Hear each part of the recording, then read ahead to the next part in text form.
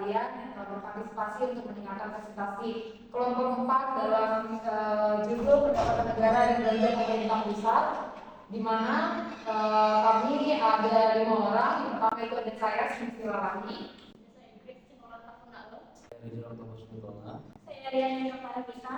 Saya Maria Nafasi Fatimah. Baik, tanpa berlama-lama kita akan mulai presentasi kelompok 4 ini yang diawali oleh pendapatan pajak daerah. Di sini saya akan menjelaskan yaitu pajak di daerah. Sejak disahkannya Undang-Undang Nomor 33 Tahun 2004 tentang pembangunan keuangan antara pemerintah pusat dan pemerintah daerah. Pemerintah daerah menerima sejumlah dana yang bersumber dari pendapatan APBN yang dialokasikan kepada daerah berdasarkan angka persenan untuk mendanai kebutuhan daerah dalam rangka pelaksanaan desentralisasi. Dana tersebut dengan dana ya hasilnya.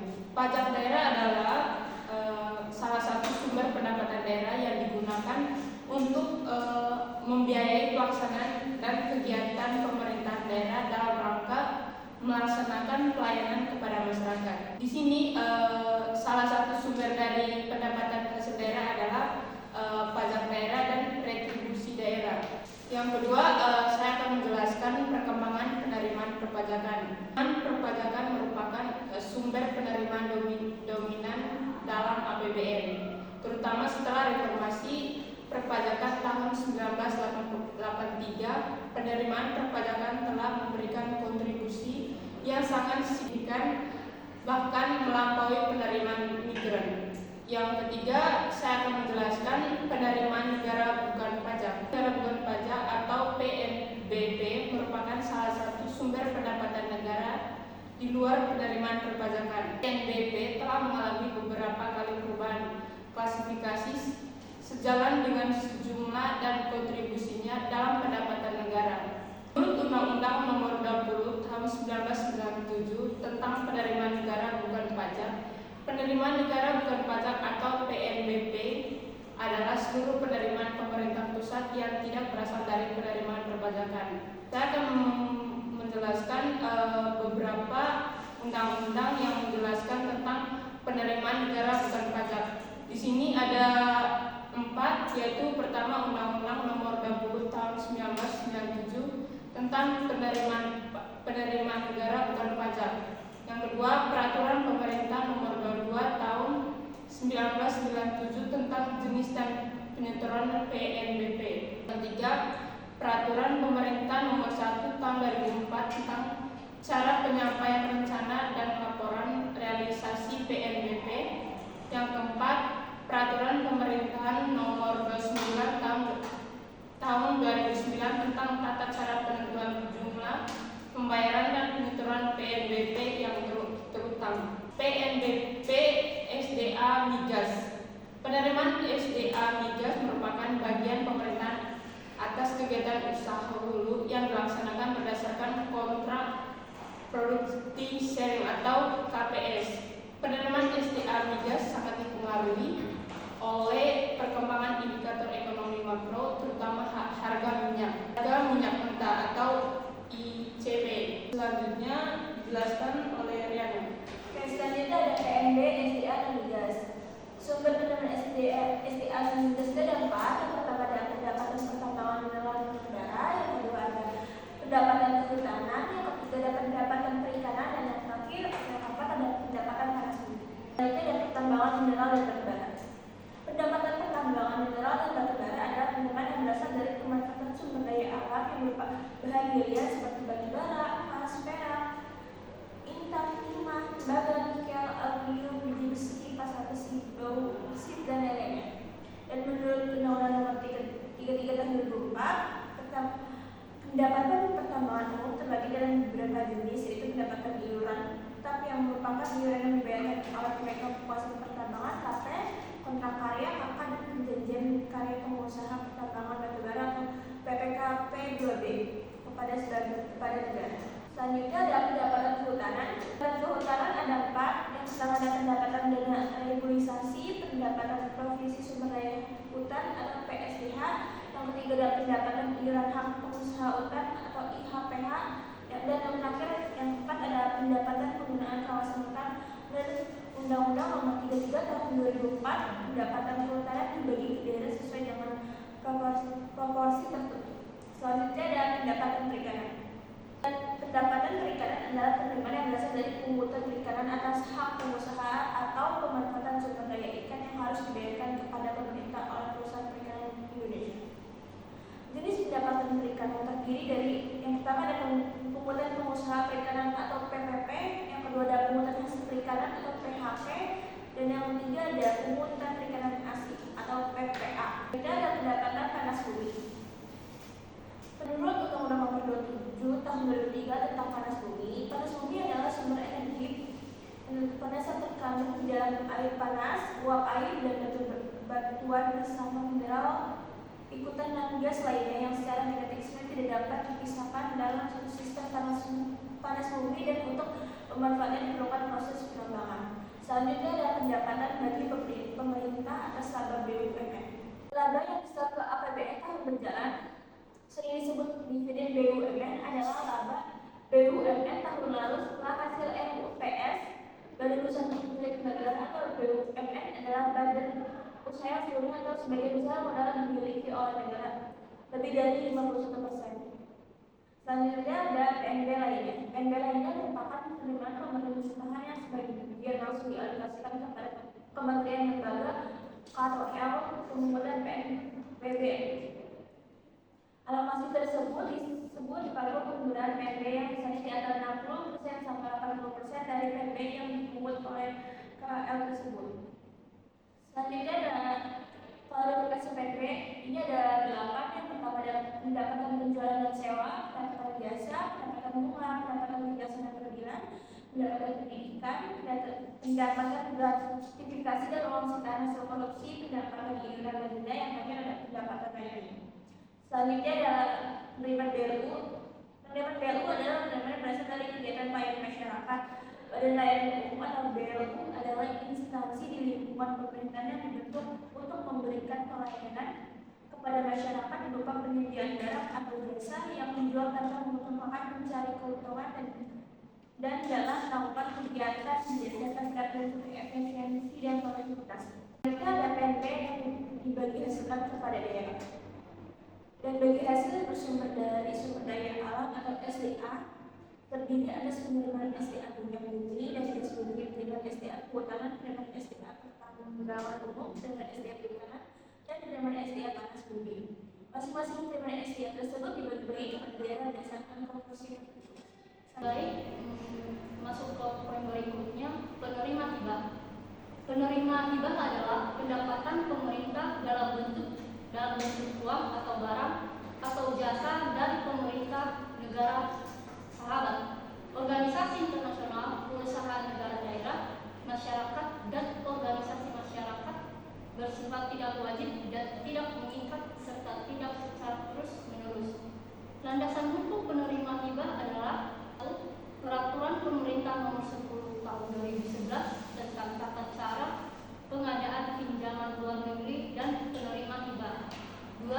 Peraturan Pemerintah 2 Tahun 2006 tentang tata cara pengadaan pinjaman dan atau penerimaan hibah serta penerusan pinjaman dana atau hibah luar negeri. 3. Peraturan Presiden Nomor 80 Tahun 2011 tentang dana perwalian. 4. Peraturan Menteri Negeri Perencanaan Pembangunan Nasional atau Kepala Badan Perencanaan Pembangunan Nasional Nomor 5 dan hibah luar negeri. Lanjut, hibah dibagi menjadi 2 jenis, yaitu hibah yang direncanakan dan hibah yang tidak direncanakan.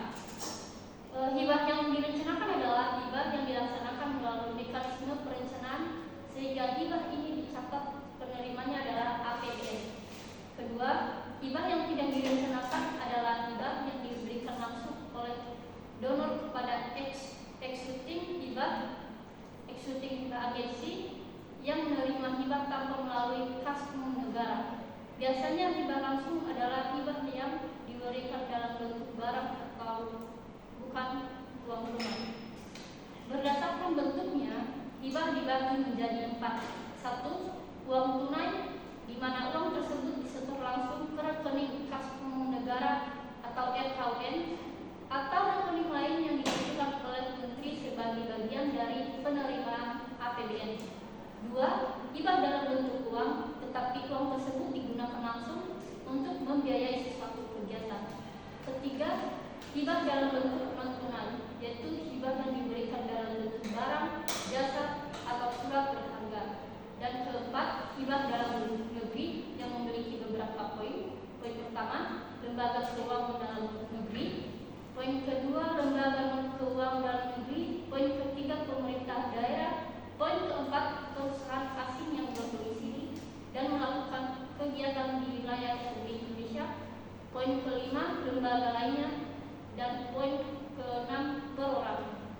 Penerima hibah dicatat dalam APBN merupakan hibah yang terencana dalam bentuk uang yang disistemkan ke rekening kas umum negara atau RKUN untuk membiayai sesuatu kegiatan, program, proyek. Dalam penerimaan dana hibah tersebut dilakukan melalui KPPN. Penerima hibah dapat langsung diterima tanpa harus melalui proses revisi DIPA sesuai dengan mekanisme yang diatur dalam PP nomor 10 tahun 2011, sehingga dapat terjadi perbedaan yang sangat jauh antara penerima hibah yang dianggarkan dengan realisasinya. Oke, kita masuk ke dalam perkembangan struktur belanja pemerintah pusat, di mana dalam era Index Compatibility Weight atau ECB merupakan kebijakan yang berguna untuk mengatasi krisis perekonomian akibat dari hiperinflasi yang mencapai 650% pada pertengahan tahun 1996. Nah, format dan struktur dari APBN sendiri mengalami perubahan karena itu. Yang pertama itu dari belanja pemerintah pusat itu meliputi pengeluaran rutin dan pengeluaran pembangunan. Yang kedua itu belanja daerah yang meliputi perimbangan serta dana otonomi khusus dan penyiimbangan atau penyesuaian. Lalu di sini reformasi manajemen juga terjadi, yaitu telah dijelaskan melalui 3 undang-undang. Salah satunya itu ada di Undang-Undang Nomor 17 Tahun 2003 tentang Keuangan Negara. Lalu reformasi ini bertujuan untuk menyatakan bahwa sungguh-sungguh fungsi dari keuangan APBN itu berjalan dengan baik dan dipakai dengan semestinya. Nah, perubahan penyelenggaraan sistem penganggaran ini dilakukan dari 3 pendekatan. Yang pertama itu penganggaran terpadu, yang kedua itu penganggaran berbasis kinerja, dan yang terakhir itu ada kerangka pengeluaran jangka menengah. Sistem penganggaran ini diharapkan mampu untuk menjamin daya guna anggaran tersebut agar menjadi lebih baik lagi, serta memberikan kesejahteraan bagi masyarakat, dan salah satunya itu ketersediaan pendanaan dan program-program dari pemerintah secara berkesinambungan dengan belanja yang efektif dan efisien. Lalu di sini ada kerangka pengeluaran jangka menengah, yang mana itu ada KPJM, itu adalah pendekatan atau penyusunan anggaran yang berdasarkan kebijakan untuk pengambilan keputusan. Nah, di sini kita ada beberapa poin, yaitu kita ambil dari 3 poin. Yang harapan daripada KPJM sendiri yaitu ada transparansi alokasi sumber daya anggaran yang lebih baik, terus peningkatan kualitas perencanaan penganggaran, dan yang terakhir ada fokus yang lebih baik terhadap kebijakan prioritas. Di sini konsep KPJM itu terdiri dari beberapa. Yang pertama itu penerapan sistem anggaran bergulir, yang kedua angka dasar, yang ketiga parameter, yang keempat penyesuaian terhadap angka dasar, dan yang terakhir ada pengajuan susulan anggaran. Nah, proses penyusunan ini terbagi menjadi penyusunan proyeksi kerangka, penyusunan target-target, yang ketiga rencana kerangka anggaran, terus pendistribusian, dan yang terakhir ada penjabaran pengeluaran. Nah, KPJM juga memiliki fungsi untuk melakukan kebijakan-kebijakan daripada publik. Nah, sebelum itu kita juga harus memahami bahwa ada rumus-rumus dalam mencapai anggaran tersebut, di mana ada output sama dengan komponen utama plus komponen pendukung. Sebelum kita masuk ke dalam rumus yang pertama, itu kita harus mencari dulu komponen utamanya, yang dimana rumusnya itu ada harga dikali kuantitas dikali indeks kumulatif. Terus setelah sudah dihasilkan, kita lagi cari komponen pendukung, yaitu harga dikali kuantitas dikali indeks kumulatif. Lalu nanti kita masuk ke dalam rumusan yang pertama, yaitu output sama dengan komponen utama plus komponen pendukung. Lalu itu nanti hasilnya itu adalah anggaran yang sesungguhnya. Nah, fokus penerapan indeksasi ini bertujuan untuk menghasilkan perhitungan angka dasar yang perkiraan maju untuk mencerminkan kebutuhan real yang stabil dalam pelaksanaan program-program dari pemerintahan. Baik, sini kita akan menjelaskan masuk ke fungsi belanja pemerintah pusat. Sebelumnya tadi kan teman-teman sudah menceritakan bahwa ada pajak daerah dan fungsi daerah juga. Dan juga kita menjelaskan pemerintahan pusat. Di sini saya akan membacakan fungsi belanja pemerintah pusat. Jadi fungsi pemerintah pusat ada dua, yang dimana pertama itu ada besaran dan komposisi belanja pemerintah pusat itu berasal dari fiskal pemerintah, yang dimana memiliki sebuah dampak yang signifikan pada permintaan yang merupakan untuk menentu output nasional, yang dimana mempengaruhi alokasi dan efisiensi sumber daya ekonomi dan dalam perekonomian. Yang kedua itu berkaitan dengan kesediaan dana untuk menangani tiga fungsi ekonomi, yang dimana itu ada pemerintah, yaitu fungsi alokasi, fungsi distribusi, dan fungsi stabilisasi. Jadi di fungsi ini pemerintah pusat ada peranannya, yang mana peranannya itu fungsi alokasi ini dilakukan untuk melalui pendanaan untuk berbagai macam program. Yang kedua fungsi belanja itu di mana dapat dialokasikan dalam rangka penyediaan sebuah barang-barang publik atau public goods yang mengatasi sebuah eksternalitas dari sebuah climate change untuk menyehatkan persaingan pasar. Jadi secara umum ini fungsi belanja pemerintah itu dibagi jadi dua kelompok besar, yaitu anggaran yang dialokasikan pemerintah, yang kedua anggaran yang dialokasikan melalui Badan Anggaran Bendahara Umum Negara atau BAPBN. Di dalam fungsi ini ada sebuah upaya dari pemerintah untuk meningkatkan kualitas belanja. Yang pertama itu saya akan mempersingkat tiga saja, di mana ada menyempurnakan kebijakan subsidi, memperluas pelaksanaan perkara reformasi birokrasi. Yang ketiga, menerapkan sebuah sistem reward dan punishment dalam pengalokasian anggaran. Baik, yang selanjutnya ada sebuah klasifikasi belanja pemerintah pusat. Jadi habis fungsi masuk ke klasifikasi. Klasifikasi mengambil tiga bagian, yang dimana itu yang pertama implementasi pelaksanaan dari budget, yang dimana klasifikasinya belanja pemerintah pusat ini menurut organisasi ada fungsi, jenis, dan belanja. Yang kedua itu rincian belanja pemerintah pusat. Jadi dipengaruhi oleh sebuah pengembangan susunan kementerian negara atau lembaga, yang dimana jumlah bagian anggaran ini digabungkan dengan suatu organisasi dari organisasi induk lainnya. Yang ketiga ada sebuah rincian belanja pemerintah pusat menurut jenis belanja atau klasifikasi ekonomi, yang dimana merupakan sebuah pengelompokan belanja pusat berdasarkan prinsip-prinsip belanja dan sifat ekonomi. Baik, yang sini ada lagi kebijakan belanja menurut tahun 2010 sampai 2014. Saya akan mengambil, jadi di dalam ini ada misi pemerintah, saya akan menjelaskan tiga saja. Yang dimana adalah melanjutkan pembangunan menuju Indonesia yang sejahtera.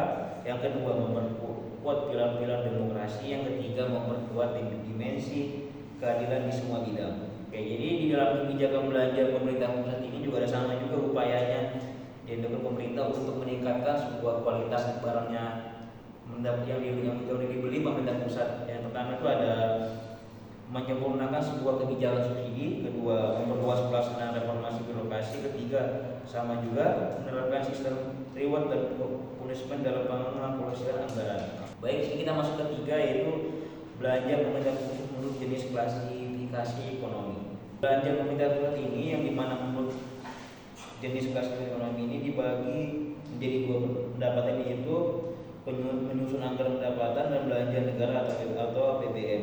Jadi APBN setiap tahun itu menyelenggarakan sebuah fungsi pemerintah untuk mencapai tujuan negara, di mana rincian belanja negara itu dari klasifikasi, organisasi, fungsi, dan jenis belanja. Jadi secara umum alokasi anggaran itu masing-masing membaik sebuah komponen yang masing-masing untuk meningkatkan anggaran belanja pemerintah pusat. Jadi secara umum belanja pemerintah pusat terus mengalami peningkatan dari sebesar, contohnya kita ambil sebesar 340 triliun, yang dimana itu tahun 2005 menjadi 1.200 triliun pada APBN tahun 2014. Baik, presentasi kita telah selesai. Terima kasih atas partisipasinya semuanya. Apabila